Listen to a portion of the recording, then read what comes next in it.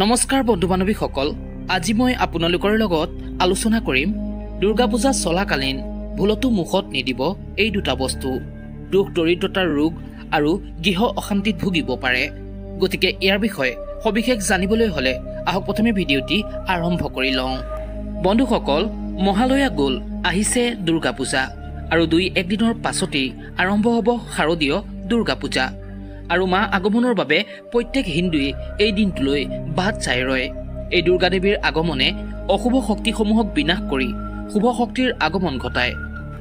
এই দুৰ্গা পূজাই লৈ আহে সকলোলৈকে সুখ শান্তি আৰু সমৃদ্ধিৰ বতৰা।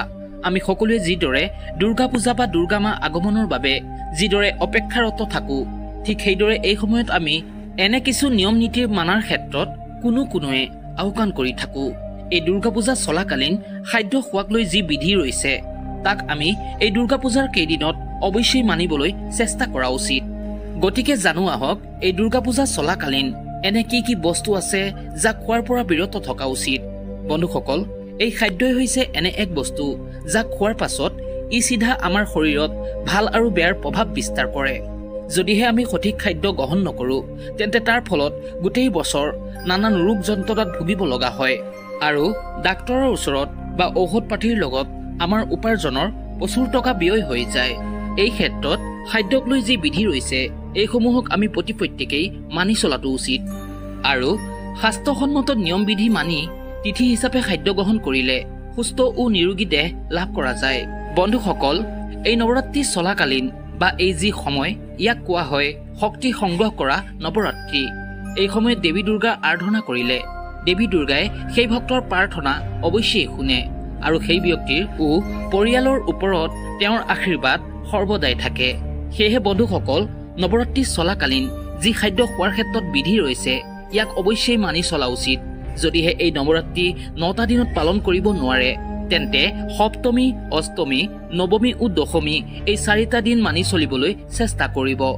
ইয়াৰ ফলত দুৰ্গা মাৰ আশীৰ্বাদত আপোনাৰ পৰিয়ালটিৰ মংগল হ'ব, লগতে অৰ্থপ্ৰাপ্তিৰো যোগ তৈয়াৰ হ'ব। সেয়েহে বন্ধু বান্ধৱীসকল, এতিয়া জানো আহক এই দুৰ্গা পূজা চলাকালীন কোনবোৰ বস্তু ভুলতো খোৱা উচিত নহয়। বন্ধুসকল, ইয়াৰ ভিতৰতে প্ৰথমেই হৈছে কলৰ পুলি অৰ্থাৎ পচলা। বন্ধুসকল, মহাসপ্তমী ৰাতিপুৱাৰ ভাগত নৱপত্ৰিকাৰ স্নান কৰোৱাৰ প্ৰথা ৰৈছে। এই দুৰ্গা পূজা চলাকালীন ভগৱান গণেশৰ ওচৰত এই কলৰ পুলিক ৰখা হয় আৰু নৱপত্ৰিকাৰ ৰূপত পূজা কৰা হৈ থাকে। গতিকে এই দুৰ্গা পূজা চলাকালীন বা এই নৱৰাত্ৰিৰ সময়ত এই কলৰ পুলি পচলা ঘৰত নাৰান্ধিব। নিৰামিষ খাদ্য হলেও ইয়াক গ্ৰহণ নকৰিব, নহলে দুখ ও দৰিদ্ৰতাত ভুগিব লাগিব। বন্ধুসকল, ইয়াৰ পাছতে হৈছে মাছ, মাংস, ডিম, পিঁয়াজ আৰু নহৰু অৰ্থাৎ আমিষ জাতীয় খাদ্য। বন্ধুসকল, এই সময়ছোৱা হৈছে নৱৰাত্ৰিৰ সময়। এই সময়ত দুৰ্গা মা কৈলাশ পৰ্বতৰ পৰা মৰ্ত্যলৈ নামি আহি জাগ্ৰত অৱস্থাত থাকে। গতিকে এই সময়ছোৱাত আমিষ খাদ্য গ্ৰহণ কৰাৰ পৰা নিজকে বিৰত ৰখা উচিত। বিশেষকৈ ষষ্ঠীৰ পৰা দশমী পৰ্যন্ত এই নিয়ম মানি চলাটো অত্যন্ত মংগল। বন্ধুসকল, ইয়াৰ পাছতে হৈছে এই সময়ত কোনো ধৰণৰ পোৰা জাতীয় খাদ্য নাখাব, যেনে বেঙেনা পোৰা বা যিকোনো ধৰণৰ চব্জি পোৰা। এই খাদ্য এই সময়ত গ্ৰহণ নকৰিব। এই নৱৰাত্ৰিৰ সময়ছোৱাত কোনো ধৰণৰ তিতাজাতীয় খাদ্য নাখাব, যেনে তিতা কেৰেলা, নিমপাত আদি। বন্ধুসকল, এই সময়ছোৱাত যদি এই তিতাজাতীয় খাদ্য গ্ৰহণ কৰে ইয়াৰ ফলত পৰিয়ালত অশান্তি বাঢ়ে। গতিকে এই কেইদিনত মিঠাজাতীয় খাদ্য গ্ৰহণ কৰি মুখ মিঠা ৰাখিব আৰু কোনো লোক ঘৰলৈ আহিলে তেওঁলোকৰো মুখ মিঠা কৰি পঠাব। ইয়াৰ লগতে এই নৱৰাত্ৰিৰ সময়ছোৱাত কলা তিল, ৰঙা শাকজাতীয় উদ্ভিদ আদি খোৱাৰ পৰা বিৰত থাকক। ইয়াৰ ফলত কপালত দুৰ্ভোগ বাঢ়ে। গতিকে বন্ধু বান্ধৱীসকল, যদিহে আমি এই পূজা বা অৰ্চনা কৰাৰ সময়ত যদি এই শাস্ত্ৰসন্মত নীতি নিয়মসমূহ মানি চলো তেন্তে আমি আমাৰ জীৱনত নানা প্ৰকাৰৰ সমস্যাক সমাধান কৰিব পাৰোঁ। সেয়েহে বন্ধু বান্ধৱীসকল, যদিহে ভিডিঅ'টি আপোনালোকৰ ভাল লাগিলে তেন্তে লাইক এটা কৰিব আৰু যদি পাৰে তেন্তে আপোনাৰ বন্ধু বান্ধৱীৰ সৈতে শ্বেয়াৰ কৰিব।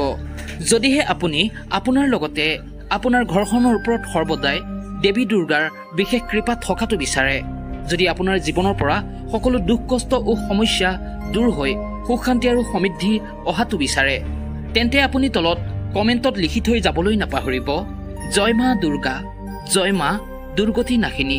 আশা ৰাখিছোঁ এই দুৰ্গা মাৰ আগমনে আপোনালোকৰ জীৱনলৈ সুখ শান্তি আৰু সমৃদ্ধিৰ বতৰা কঢ়িয়াই আনক তাৰে মাৰ ওচৰত প্ৰাৰ্থনা জনাইছো আজিলৈ ইমানেই ধন্যবাদ।